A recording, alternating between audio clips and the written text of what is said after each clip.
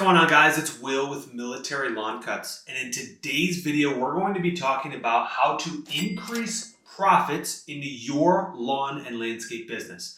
Now, for those of you that don't know, my name is Will. My wife and I, we've built 2 lawn care companies. We're on pace this year to do about $900,000 to $1 million in sales. We mow a lot of grass. Over the last 5 years, I have had the privilege to be out in the field, work my way up to where I'm a manager of people, and now acting as a regional manager over managers. And so there's a lot of different ways to increase your profits. But in this video, if you watch all the way to the end, I'm going to show you whether if you're just getting started or whether you already have a semi-successful location and you're just trying to build more profit, get more profit into your business. That is what I'm going to show you exactly what I look at when I'm looking at business. Now, before we jump into this, I need your guys' help, okay? Right here, right now. My question for you, if you are a business owner or a manager and you are focused on making money, right? Profits. My question to you is, on your profit and loss statement, what is the number one thing that is the most expensive line item in a business? For example, is it fuel, utilities, is it shop space, is it equipment? Which category on your P&L do you think is the most expensive that you're gonna spend the most money on? Right now, put it in the comments.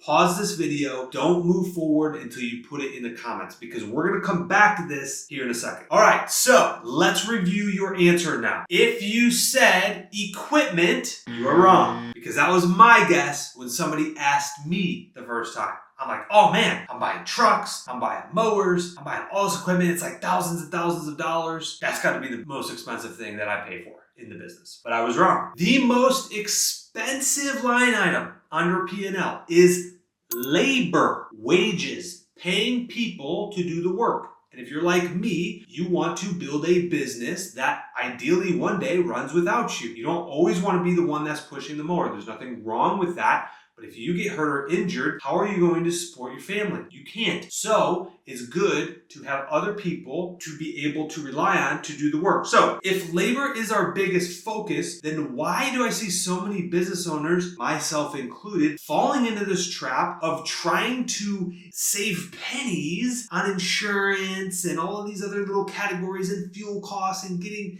fuel cards to save 2% here and there, or credit cards or whatever, when the biggest meat on the bone is going to be labor. And if we focus all of our time and energy on that to fix that first, get that healthy, then we can go down and focus on those smaller categories. I'm going to show you how to do that today. We're obviously talking about increasing profits, and now we know labor is our biggest cost to the business. Let's focus on labor so that way we can increase our profits in the business. The very first thing that I would highly recommend, and hopefully I don't lose you guys here if you guys aren't on the P4P model. I'll show you how to fix this if you're not. But basically what I look at is budgeted hours divided by clocked hours. So ideally, in the beginning when we were first trying to figure out how to quote and price, we didn't do the budgeted hour system. We were just like, oh, yep, that lawn, yeah, about $40.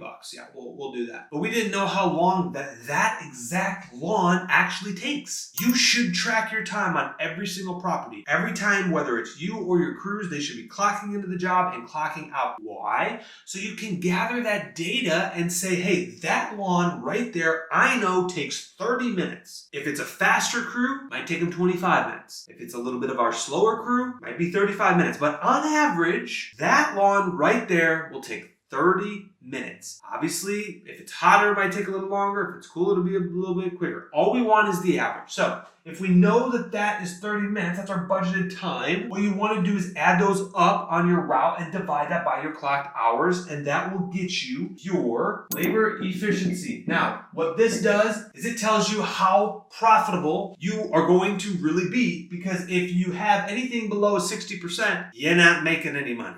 Okay. The higher we can get that efficiency, the more profit you will make. And you say, well, I don't use budgeted hours. I don't even know what that stands for or does. No worries. When you're like me in the beginning, I didn't do budgeted hours. So, you know what we did? Very simple. You take the money made, and you could do this daily, the money made divided by the clocked hours equals your dollar per hour. You could do it backwards, all right? If you don't know exactly how much the budgeted hours, This will also give you a telltale sign if you are going to be profitable or not, all right? So it's very simple. Let's just say a guy goes out and is in a truck by himself and he's mowing for you, right? Maybe it's you, maybe it's a helper, and they pull in, let's say, $300 for the day. And it takes them, let's say, 8 hours. You can see on your software, hopefully you're using a CRM by now, that they made $300 and they worked all day. It was an 8-hour shift. So you pull out your handy dandy calculator, you do 300 divided by 8,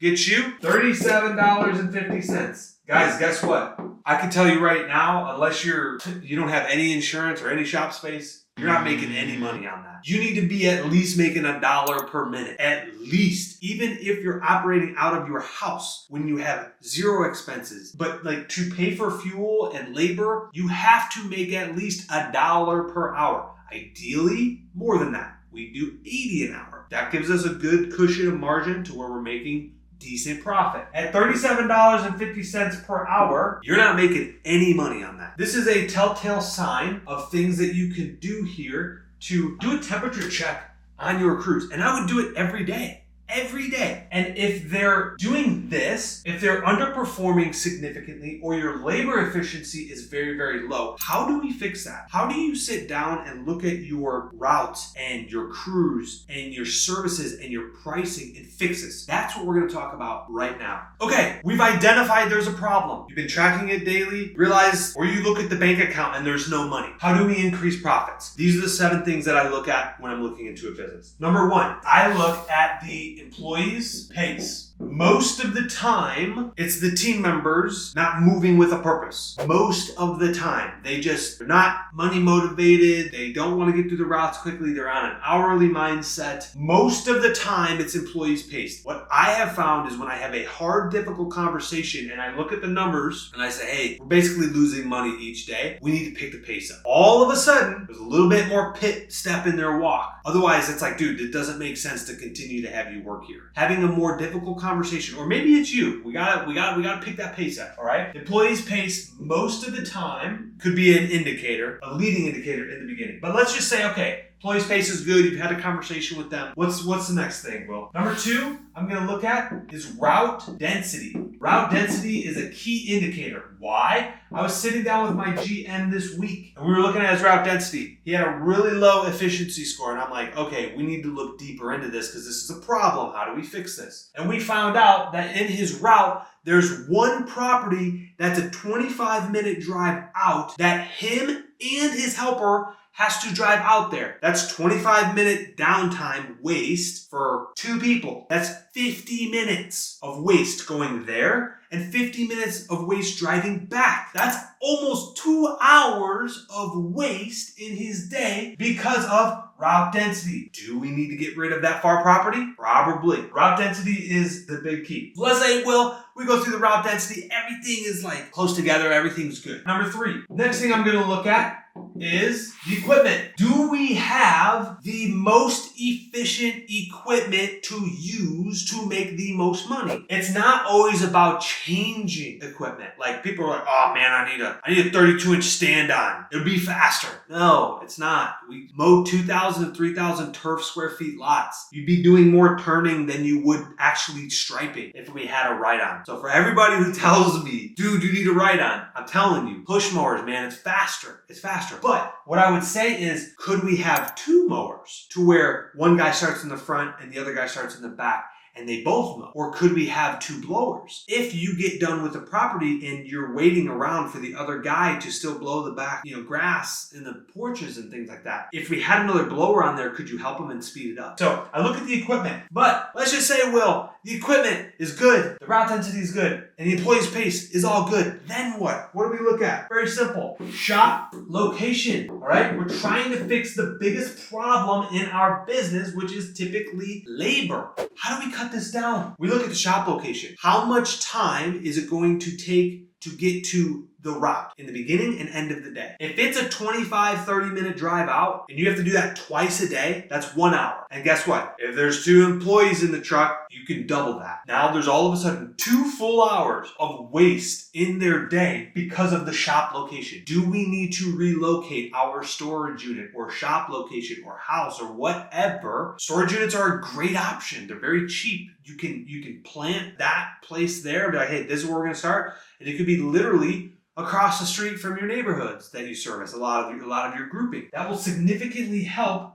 Again, if you took 2 hours every day, 5 days a week, that's 10 hours a day, 52 weeks out of the year, and that's only 1 crew. What happens when you grow and you get 2 and 3 trucks, right? You can see how the shop location is very, very helpful to either help or hurt your profits. But Will, the shop location's great. We're right across the street. Now what? Now we get into the nitty and gritty of things. Incentives. What are you incentivizing for the crews? If you're paying just hourly, I don't recommend that, all right? Why? You want the job to take a half day. The crews want it to take 2 days. Why? Because they'll get overtime and they need the work and they need the hours. Let's both get on the same page and pay them a percentage of the revenue they generate for the business. Something called pay for performance. If you haven't watched my videos, highly, highly recommend it. We're aligning the incentives so that way we don't have to get on them as much about their pace. Pay them like an owner so they can start to think and act like an owner. We got to get the incentives right. And this goes for all roles in the business. Last 2 things. Ultimately speaking, if you've gone through all of this and your employee's pace is good and your route density is good and your equipment and shop location incentives, you may want to look at your pricing. Your pricing might be inaccurate or off. You think that mow is going to take 30 minutes, but it actually takes them 45 minutes or 50 minutes. The pricing might be off. You may have to look into it. This is a little bit more of a complex thing where you might have to sit down,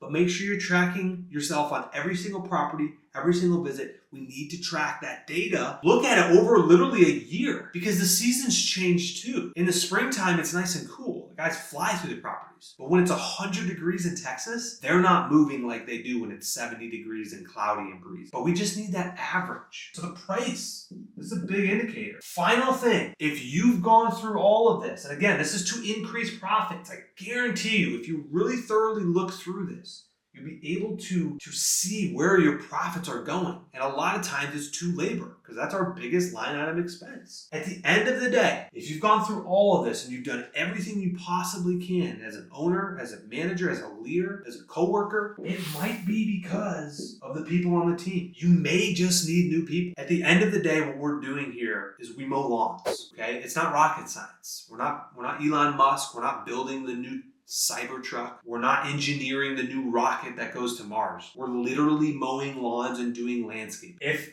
the employees and the team are like after 30 days are not up to speed or have the pace or move with a purpose and is still having a problem because you've already looked at all these other ones and you know that job takes that long and you know the price is right and you know the shop location is good and you have that extra equipment so if somebody gets done early they can also grab another blower to help them out and your route density is so tight it looks amazing on the map and their pace, you've literally pulled up to them driving by just making sure, oh yeah, they are moving with a good pace when you're not there, right? If all that checks the box, ideally it might be the people. They either get it or they don't. No matter what role in the business, sometimes it's the people. My standpoint on it is like I care about my people significantly, so it hurts me to sometimes have to let them go. But if they're not moving with a purpose at the end of the day, guys, we sell labor. If you focus on labor, you will increase your profits. If you focus on efficiency, you will increase your profits. If you focus on these things and it doesn't get better, you may need to look at getting new people. Guys, if this was helpful, hit that like button. We'll see you in the next video.